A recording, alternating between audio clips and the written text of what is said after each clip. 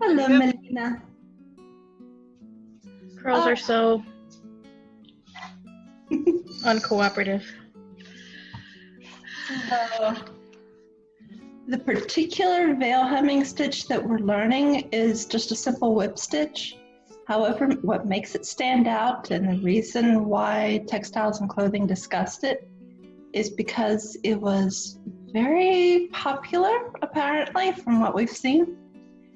And it makes a very, very nice finishing edge on fine silks, like what they made veils out of in the 14th century.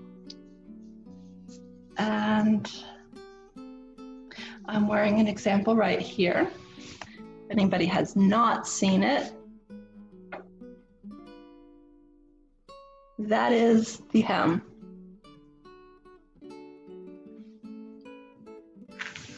Now, because it's really hard to see fine silk with white thread on a computer screen, I brought examples.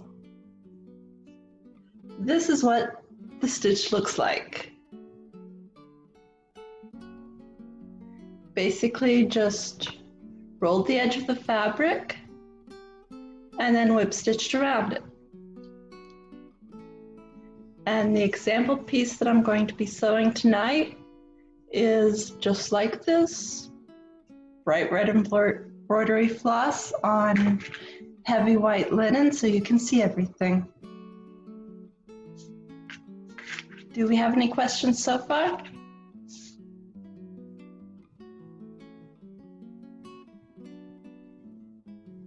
Okay. Could you use a felling stitch also?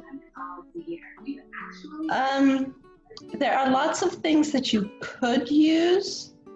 This seems to have been the preferred method, at least in the area where people were dumping their old scraps into the Thames River. Sounds good. We're talking about an era where what we do over here in this valley and what we have done in this valley for centuries may or may not be the same thing that they're doing 2 valleys over. They might even speak something that we can't understand.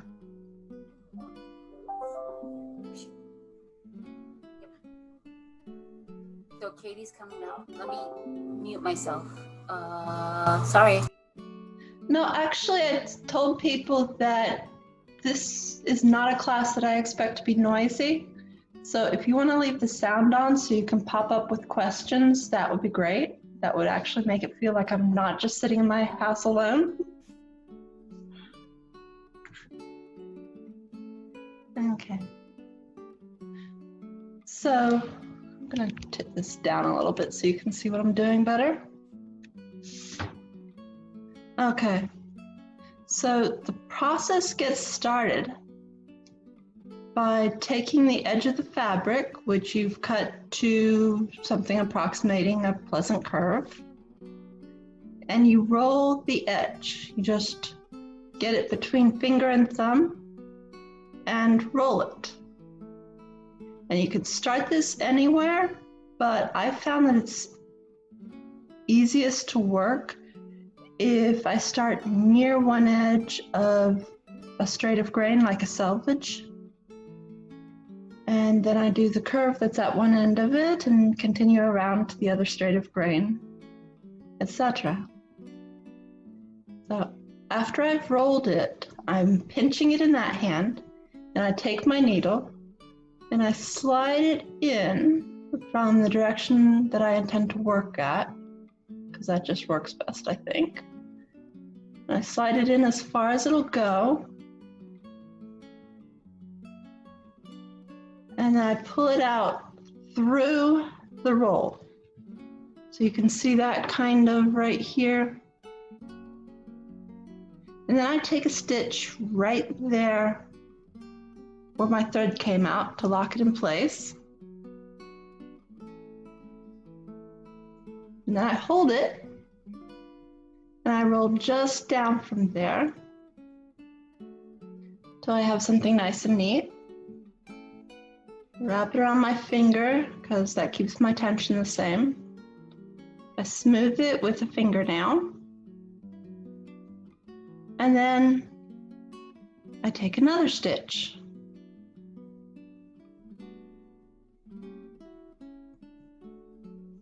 And at least on your finished silk veils, the stitches should be about 2 millimeters apart.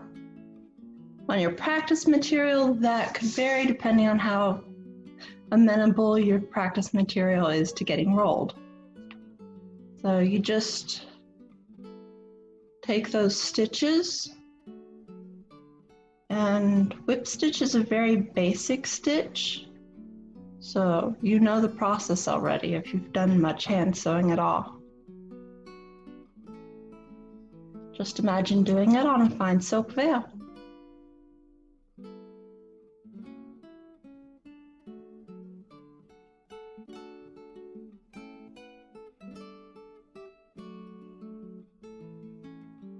So who's sewing along?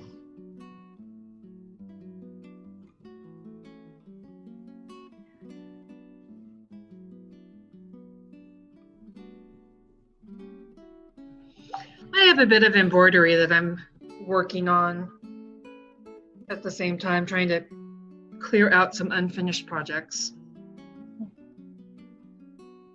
You know the world will come to an end if you finish out all the unfinished projects. Just finishing one would be good. Just one. So the world is in no danger of coming to an end?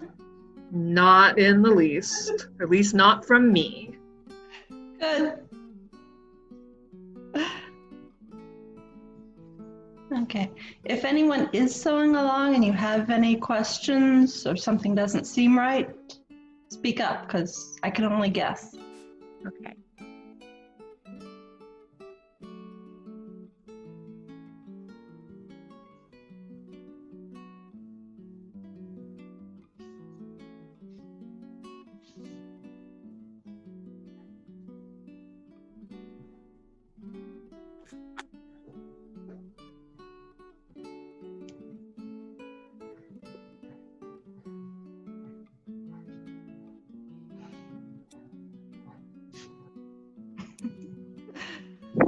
You know, that's a very good question. Maybe it has ended. Now, when you're holding it looped around your finger like that, are you applying much tension, or when you're using the silk, does silk have much give to it when you're holding it that way, or?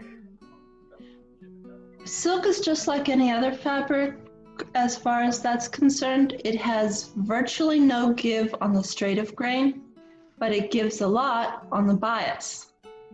Okay. And you want to hold it tensioned just so that the bias doesn't stretch out any more than the straight of grain is going to. Okay. Will that cause it to be wavier, or? At some point it's going to get wavy anyway, but you know, if you pull it out too much, it could get completely lettucetted instead of slightly wavy. Okay.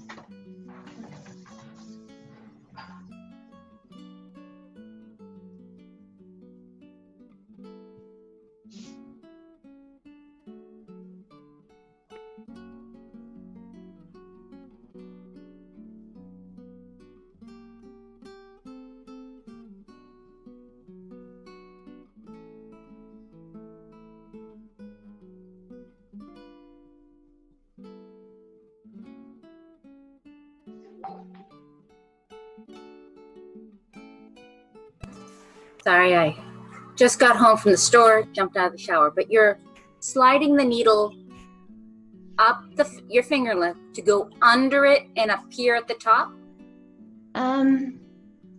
Yes, I'm sliding the needle along my finger Mm-hmm. so that I don't poke my finger, which could happen if I tried doing it this way. But coming in like this, I slide it in, and then I poke it up just on my side of where the roll is. Okay. So I tuck it in as tight to where the roll is as I can manage. Thank you. You're Is welcome. it slight diagonal or is it straight? There is a slight diagonal because otherwise your stitches would be in the same place. That's what I thought. Okay. The places where you go through the fabric should be about 2 millimeters apart. If you weren't doing it on a slight diagonal, they'd be... I've only ever used the magic hemming stitch, which is different. Yeah. Yes, that is different. The reason the hem stitch is not a good idea when it comes to superfine veils is with the hem stitch, you only want to grab 2 or 3 threads at most. And when those threads are super, super fine, there's way too big of a chance that one of them will break and your stitches will start to come out. With this, the threads actually wrap around the hemmed edge, so the chances of something coming out is minimal. So it's rolled to the right, to your right? It's rolled from the edge Towards you. toward the middle, toward the Okay. center of the veil. Okay. So if I can't tell, Just by wetting your fingers. yeah. I think next time I do this class, I should get a brightly colored piece of fabric instead of white. Maybe even something with an ugly pattern, so you can. Something even not blue, so it'll show up against your clothing. I don't know if I have anything not blue. You can buy something yellow or red or something, woman. I was joking. I do actually have yellow and red. They tend to look really good with blue. Of course they do. Supporting colors.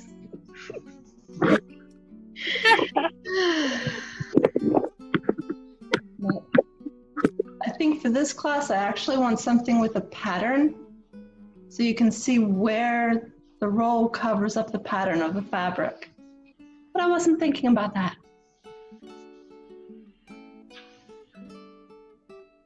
So how much do you roll it just to cover the edge? Just to cover the edge? The raw edge? Basically, yes. Basically, just enough that you've covered the raw edge and it's not going to come out.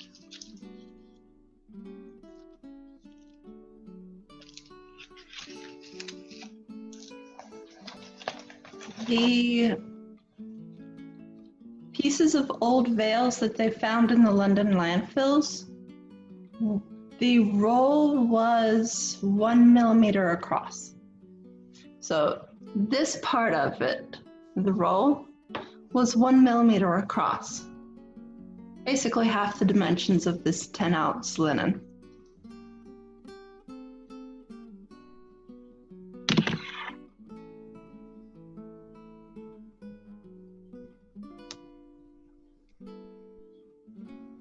Okay.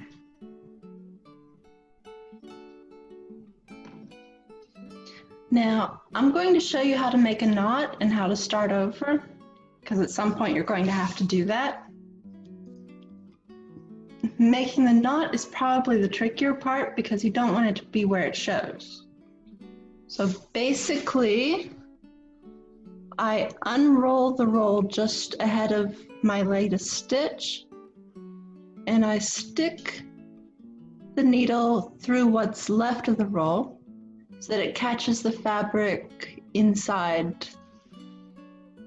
And I take a stitch and I grab some more of that fabric and just make a knot the usual way, you know, put the needle through the loop, pull the loop tight. Do that 2 or 3 times, cut the thread.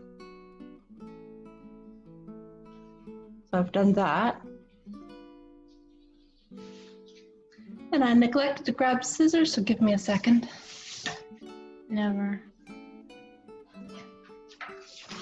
While she's doing that, I just wanted to pop in and say hi to everybody since it's the meeting night. Hello. Hello, Your Excellency. I'm in disguise. I cut everything off. Quoi? I cut my beard off, so I'm in disguise. Aha. It was time for it to go. It was summertime? Some people change their hair color. I break out the razor.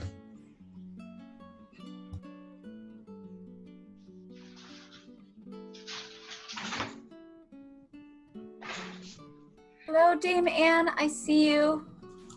It's Theory. It's been so long. How are you doing?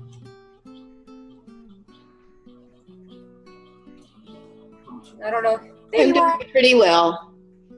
Yeah. Have you gotten any progress with the left-handed bow? Haven't had a chance to string it yet. I'm hoping to get it done. I have the tests on the optic nerve to do next week. So that should be just loads of fun. But otherwise, I'm doing well. So Good. I'm glad to hear. I miss shooting with you. Oh, I do too. I really enjoy archery, but I do have the new left-handed bow, and I'm going to practice exercising the alternate arm, and hopefully it'll get done. But back to the class. Okay. Yes, we're ready. So after you've got your new length of thread and you put a knot in it, you're going to go up through the middle of that rolled edge. And I like to go far enough up that I'm going to be stitching over at least 3 stitches. So these 3 stitches right here, the last ones that I took, I'm going to be going over them again and just making sure that if they come out, it doesn't matter. Not like my knots come out, but whatever. And then I roll the roll tight again and wrap it around my finger again, and I keep going.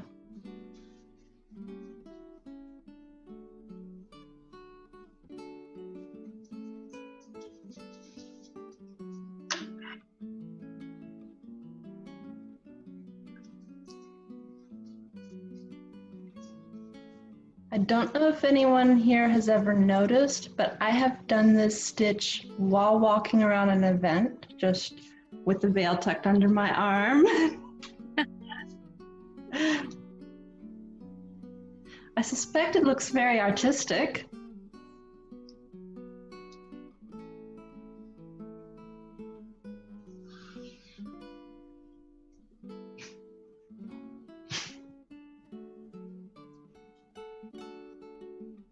I suspect the licking my finger part of it will not be happening in the near future at events.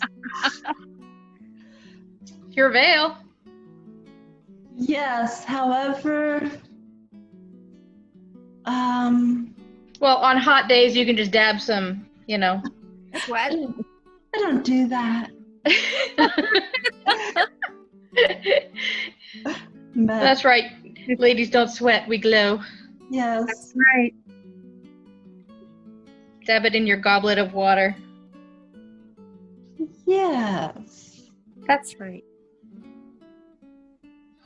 Yeah. This seems to be totally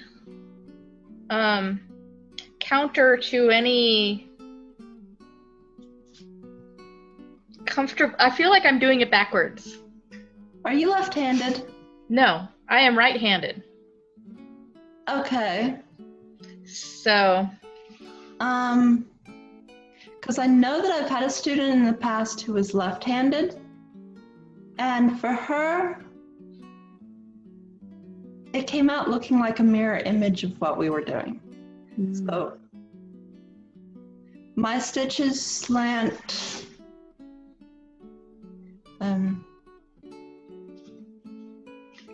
like a slash.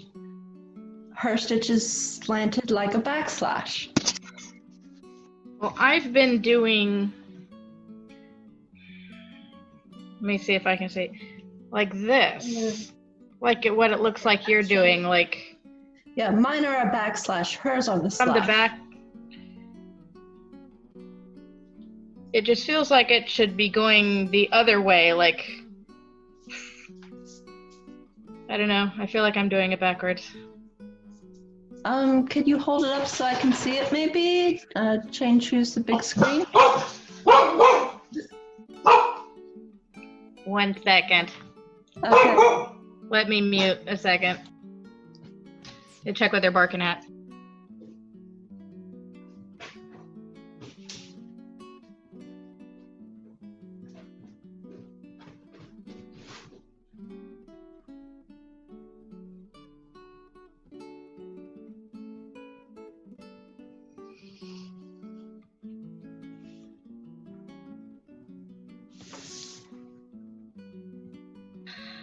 Sorry, we have these dogs with huge ears for warning system here in the sticks. Okay, so I have it rolled like this. Hold it up vertically. Okay, I have it rolled like this. Yes. So it's rolled towards the middle. And then I'm sewing like this, but it feels like I'm just kind of reaching in the most awkward way possible around the back of it. And that can't be how they did this hour after hour after hour to produce these things. I feel like it should be laid over my finger. Can you put your hands up and show me how you're holding it? I was holding it with the roll going down my finger and then sewing like this. I can't see anything. Yeah. Hold it up in front of your face. Okay, so this? Yeah. Okay. Hang on. Let me see if I can make. Okay, so I have it holded. I'm holding it like this over, trying to get it in the picture. So over my finger like this. Right. And I'm reaching around. Okay, you're making... like I'm a left-handed person trying to write. Okay. Across, except it's opposite. And it's not an ergonomic or comfortable way to do it. So I'm wondering if I'm holding it backwards. Should I be holding it like this? I think you just have your hands twisted around too much. But if we can put it back to where... I think if I do it this way, it's just that this way I can't really hold it around my finger easily because then most of the fabric is in the way. Can you flip it around so the fabric is draped over your fingertips and the hand is towards your knuckles?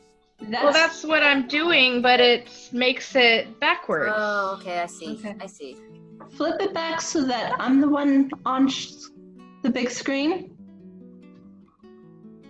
Okay, you spotlighted me, so okay. Okay. Now, you see how I'm holding it? Okay, so it's falling off of It's wrapped around my left index finger. Right. My tall finger and my thumb are holding it in position. Right. And my right hand is just sliding it in and going to the next one. And it's it's still I don't think I need a scrunchie on my hand. It's still no. I guess I'm just exaggerating the motion too much. I think so, but do you do much hand sewing at all? Yes. Okay. I actually prefer hand sewing because I think that the sewing machines are more of a pain in the butt than they really need to be. Yeah, my first experience with the sewing machine, I ran out of the room because it was so noisy and scary. I refer to the sewing machine as my husband's sewing machine because, he bought it so that he could make the Mongolian gear for us, and I haven't used it since. He's our sewer. I'm the embroiderer. I hand embroider. You don't hold embroidery like this unless you're embroidering without a hoop. Yeah. Well, this is the same position that I hold fabric in when I'm doing hand sewing of a hem. So how's this? Yeah. I think I'm doing better. Okay, does it feel more natural? A little bit, yeah. Okay. This is a piece of sheet that I'm making into a handkerchief. Okay. Yeah. This stitch right here is a basic hem stitch, that just catches a few threads. And it's the same way that I hold it for anything else. Okay. If you're doing I'm it, gonna mute myself so you guys don't have to hear the vicious just to be dogs. comfortable. And they're scary. It's our girl telling our boy where he can stick it. Apparently nowhere. Yeah, well, he's just, they're just wrestling. Uh-huh. And she's just asserting her authority. Apparently she's the dominant.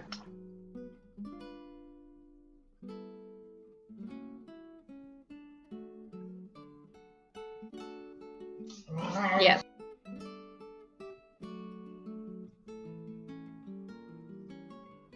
So I also brought some fabric to show you how to cut a rounded curve for your veils. Are we ready to move on to that?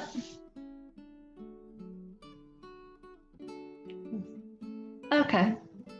So that's at least one yes. Do we have any other preferences one way or the other? It's good. Okay. Okay.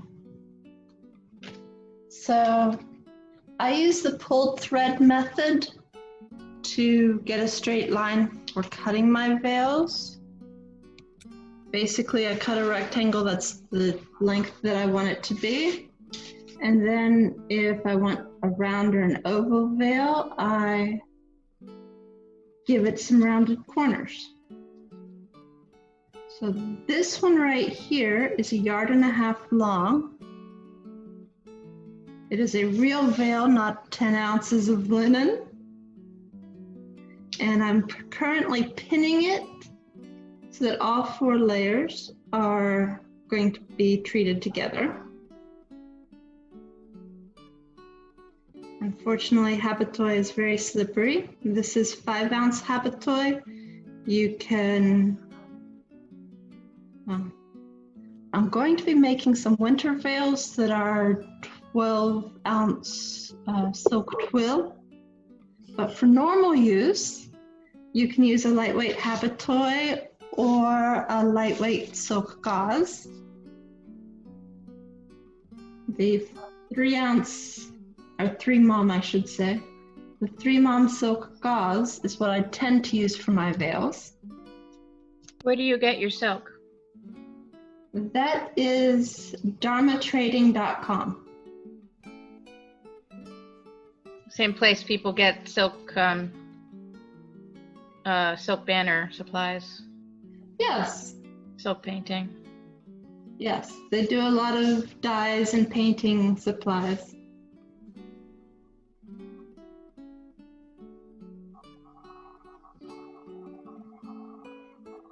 Okay, so I don't know how visible the pins are, but I have pinned all 4 layers of fabric together at the corners. This is where all 4 corners are. And now I'm laying it out on my handy cardboard cutting mat with the 1-inch markings. And I have found that for my head size and veil size, the best method for making the curve is to go in and up 3 1-inch squares right at the corner. I don't know if you can see that. And then from that first mark, I go down 1 and closer to the edge one, right there. And then I go over 2 and down 1. And then down 3 to the edge, sometimes a little bit more right there, so 3.5. Then I do the other side of the curve right here. So 1 and 1, 1 and 2, and then 1 and 3.5. And I hope you can see at least some of those blue dots.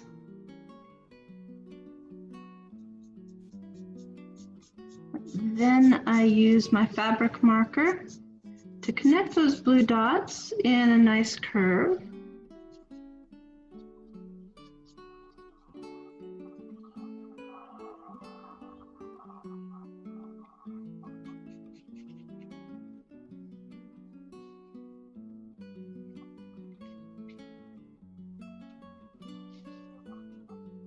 Had to move that pin because it was right where I needed to mark.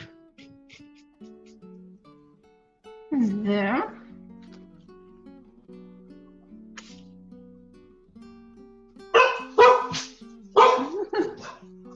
They're protecting you. Sorry. That's okay. So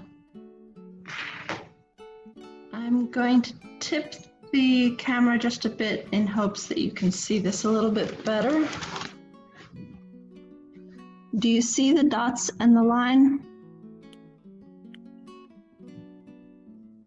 You can definitely see the dots. Kind of make out the line, but we can see it there. Okay, good.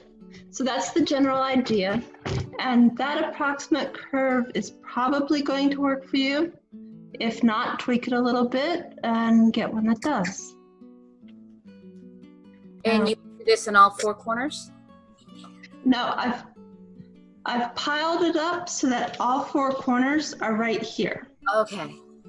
That way, yes, it's much, much easier to make them identical, which is what you want, right? And then I pin through all 4 layers of fabric on either side of that curved line that I just drew, because I don't want anything shifting while I'm cutting.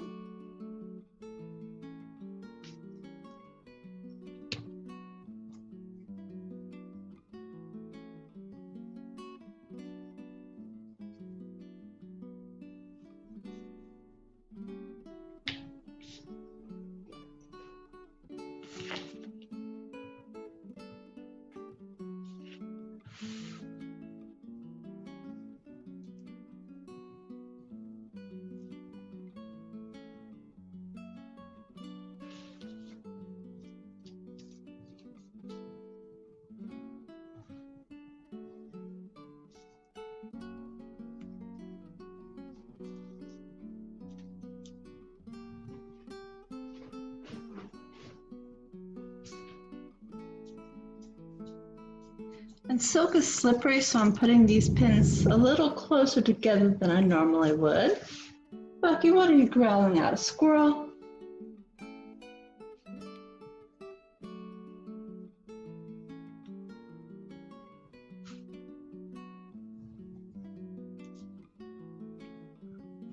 I think he wants a TREAT, and he's trying to convince me that he's protecting me from something.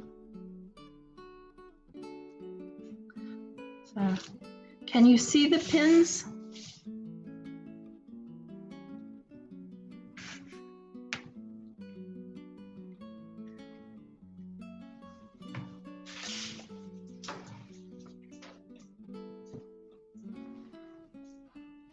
Okay. So now that I have it marked and very thoroughly pinned, I just come along here and cut.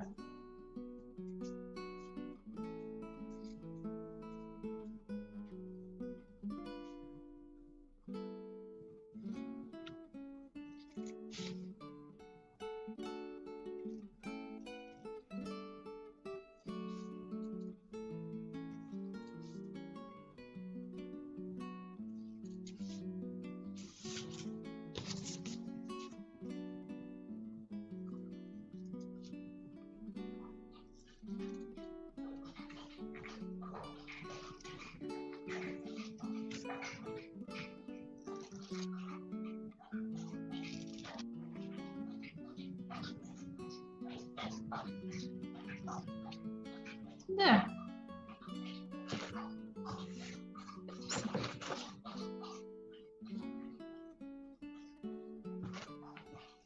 Now, I have one veil that just needs to have all these pins removed and needs to be hemmed. And I have 4 more of the sample pieces that people use in my class for learning this stitch.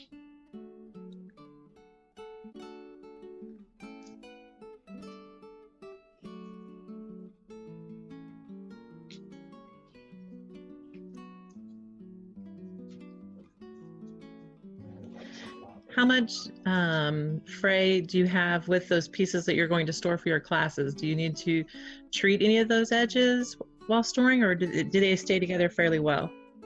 Well, at first I would use hairspray on the edge to make sure that nothing came undone. And then I realized that it's going in a Ziploc baggie, and it doesn't need to have hairspray on it for the edge to stay good. I have some that I've had for a while, and they still look like this basically.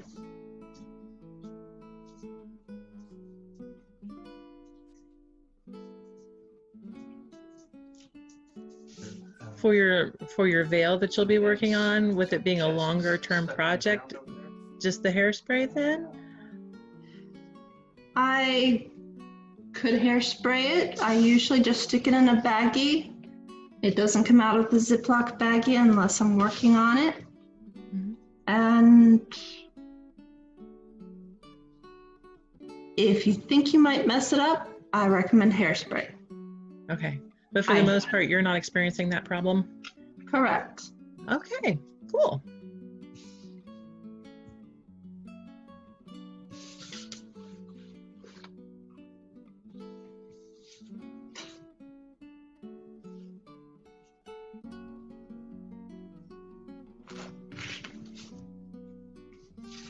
I thought I would show you one that I'm working on right now.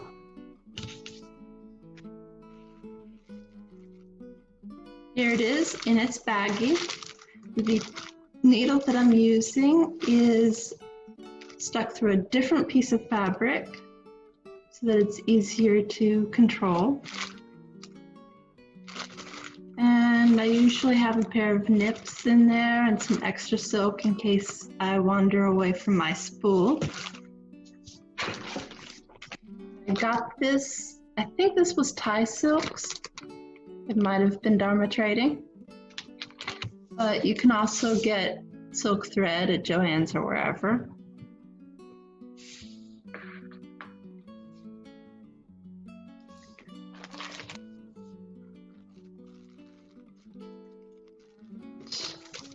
When I'm working with this one, I pull it out. Sometimes it's neatly folded and sometimes it's just kind of balled up in there, but it works.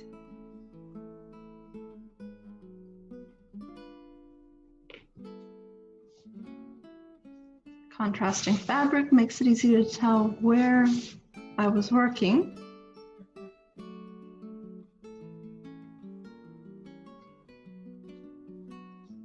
Take the needle off of it. And it's the same process.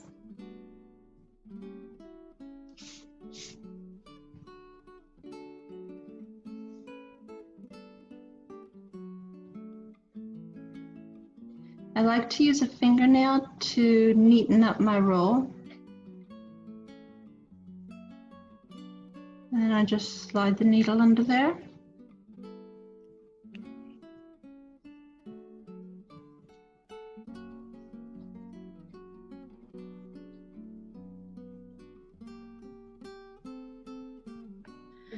Is there a specific size needle that we should be looking for, or thread? As far as the thread goes, from what I've experienced, any kind of silk thread will work as long as it's not outrageously different from sewing thread sizes. Okay. I do prefer using the type of beading needle that's shaped like a regular needle, just has a longer, skinnier body. Oh, okay. Beading needle. It's just not going to move the threads aside nearly as much as a thicker needle will. And, the less the threads move aside, the less I have to hope they come back.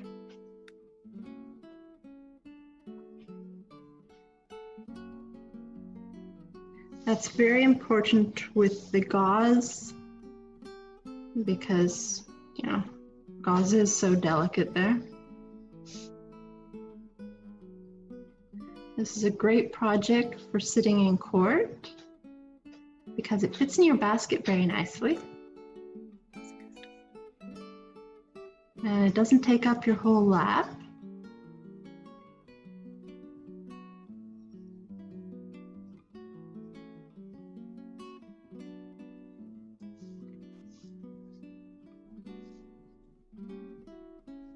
So after you've accomplished sewing these gorgeous, long, huge veils or small veils, how do you store them so that you don't have to be constantly ironing them? Because ironing is the bane of my existence and I avoid it at all costs. I hang them up to dry, and silk is kind of crisp anyway, so if I flick it till it's almost dry, then hang it up to dry, it basically takes on the shape that I want it to have, which is mostly flat. And then I put each one in a separate little baggie with its approximate size on it. So I can go, oh, I want a shoulder length veil today. Or, oh, I want one that comes down to my knees today. But you don't like roll it in around a tube or anything fancy, you just fold it up? Is it better Yes. to roll it than to fold? Okay. Is it what? Better to roll it up than to fold it. Let me take out this one here. This is a floor-length oval. Notice it was in its own little Ziploc. And it's just been gently folded.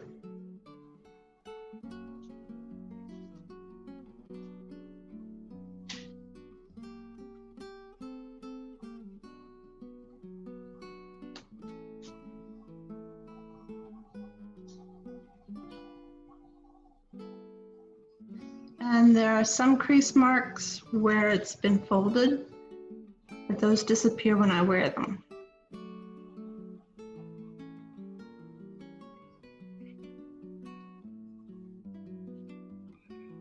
So generally the weight of the veil itself while it's being worn is going to pull those creases out? Yes, and they're not extreme anyway, but between the very light weight of the veil and our very high humidity, they go away. And besides, having creases in your veil or in your clothing in general was not exactly something that wasn't seen.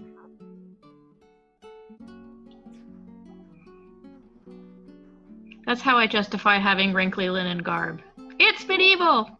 There's a difference between wrinkly and folded wrinkly.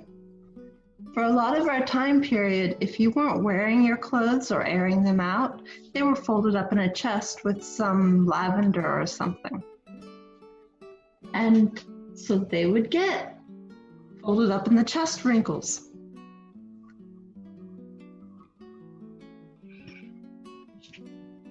Thank you. You're welcome.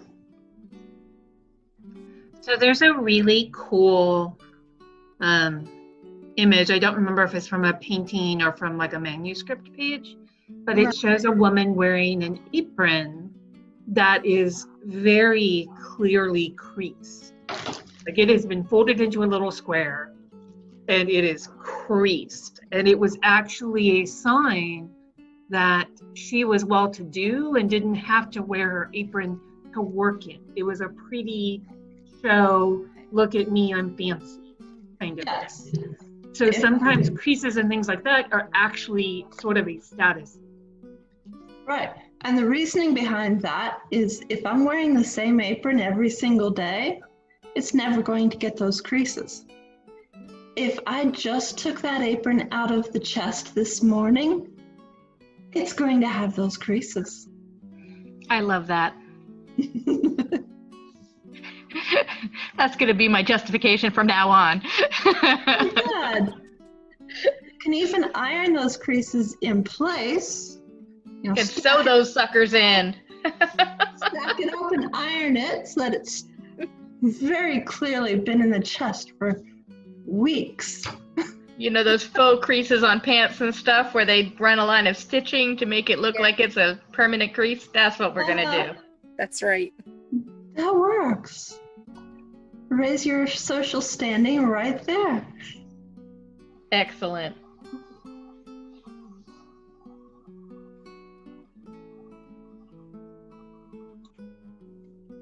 Yes, Robert, Florida humidity acts as a steamer.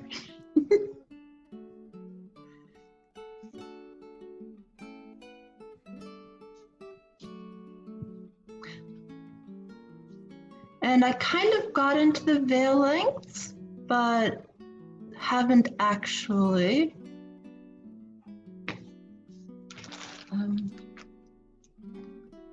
We don't know which time periods this particular stitch was in use, other than that it was very popular in the 14th century when they had the superfine silk veils. But I have done this stitch with a Roman veil that is long enough I didn't bother measuring it. I just draped it. I have done it with an oval one that's basically just barely big enough to go down to my shoulders. And I've done it with everything in between. If you're doing this on a rectangular veil, which a lot of the earlier ones are, you're not going to cut off the corner the way I just showed you to. You're going to, let's see.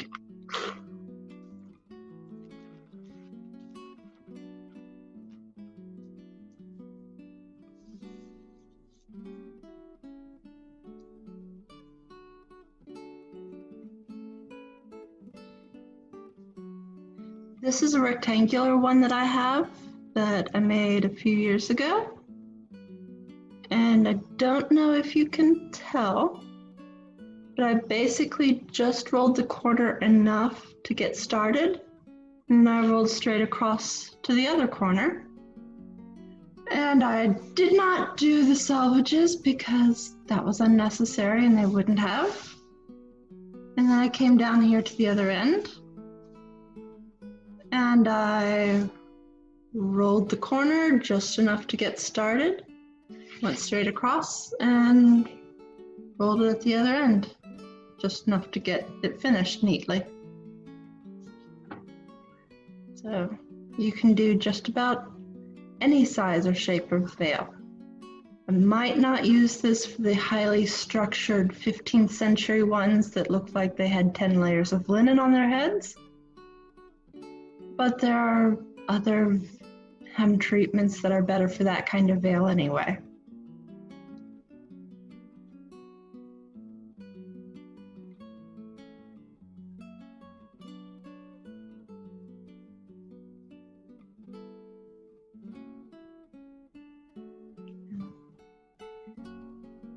Does anyone have a question?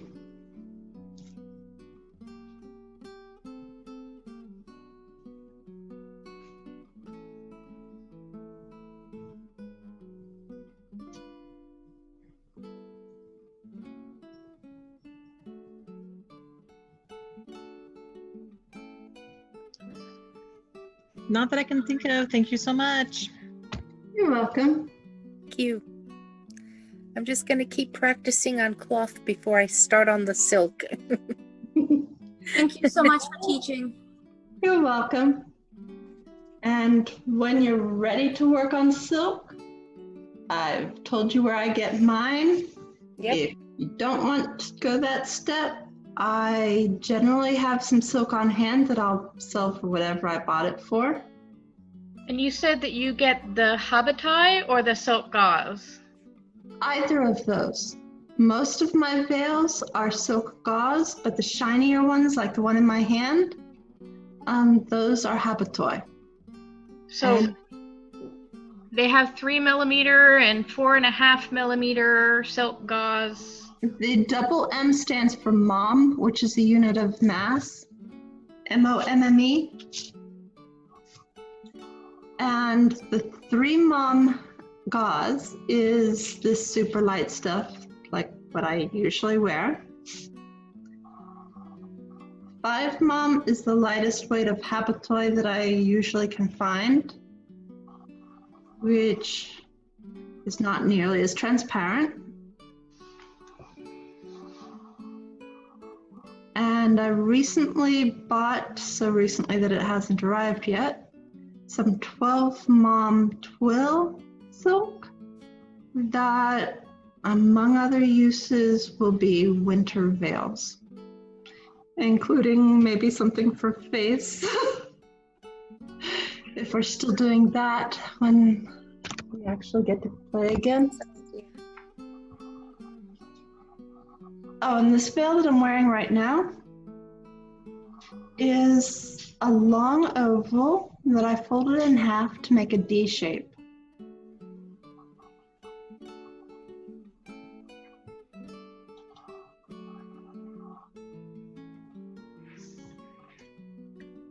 Looks like it comes in a bunch of different widths. Yes. For most veils, the 35-inch width is going to be sufficient. That'll make a round veil that's 1 yard across. If you want to make a lot of oval veils, I might suggest the 45-inch, which gives you a short oval at 1 yard across. Or you can turn it the other way and have a larger, longer oval, however big you want it to be. A few years ago, I made one of these for a friend, and hers was an oval that was 9 yards long.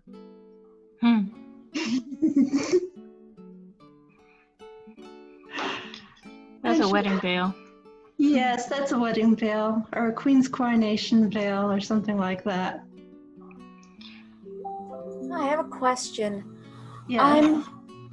I'm looking at the silk gauze right now, and I'm Right. seeing on it, it says use fire retardant on lightweight fabrics such as this when using for drapery, public installations, any kind of decoration, not recommended for wearables except as linings or when felted. You know, that's the kind of warning that they have to give now because everything's stupid. But that is the type of silk that is intended for veils and things of that nature. Okay, so just don't worry about it. It's just a don't be stupid warning. Okay. Yes. Yeah. So I really don't think you're going to make a veil with it. basically, if I'm holding a candle like this, I might be being stupid. If I'm letting that happen, I might be really stupid. But for normal use, it's perfectly fine. Okay. If my candle is out here, it's perfectly safe.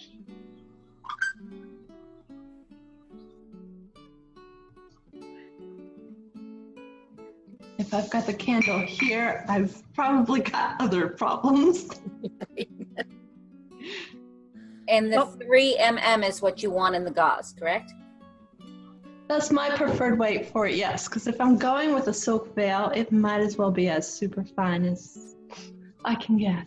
Because, you know, the finer it is, the wealthier I clearly am. Okay. We're going to do that. Yeah. Good. Thank you so much. You're welcome. Thank you for joining the class. You're welcome. It was wonderful to have all of you.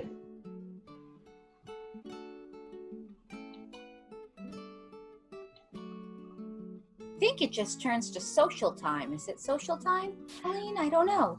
I think it is. I think I'm going to continue sewing on my veil during our social time, but just chat away. And I think we can probably turn off the recording now that we're socializing.